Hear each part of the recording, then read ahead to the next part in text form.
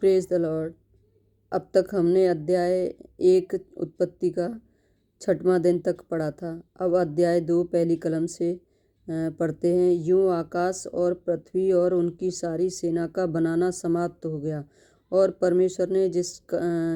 परमेश्वर ने अपना काम जिसे वह करता था 7वें दिन समाप्त किया और उसने अपने किए हुए सारे काम से 7वें दिन विश्राम किया। और परमेश्वर ने 7वें दिन को आशीष दी और पवित्र ठहराया, क्योंकि उसमें उसने सृष्टि की रचना के अपने सारे काम से विश्राम लिया।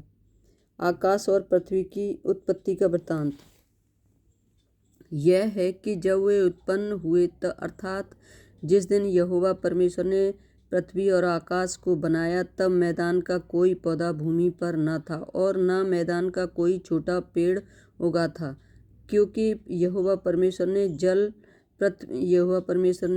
पृथ्वी पर जल नहीं बरसाया था और भूमि पर खेती करने के लिए मनुष्य भी नहीं था।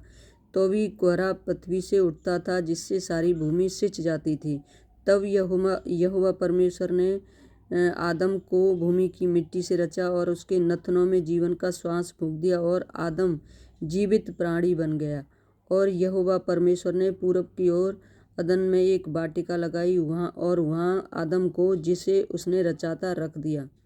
और यहोवा परमेश्वर ने भूमि से सब भांति के वृक्ष जो देखने में मनोहर और जिनके फल खाने में अच्छे हैं उगाए, और वाटिका के बीच जीवन के वृक्ष को और भले या बुरे के ज्ञान के वृक्ष को भी लगाया। आमीन। परमेश्वर आपको आशीष दे।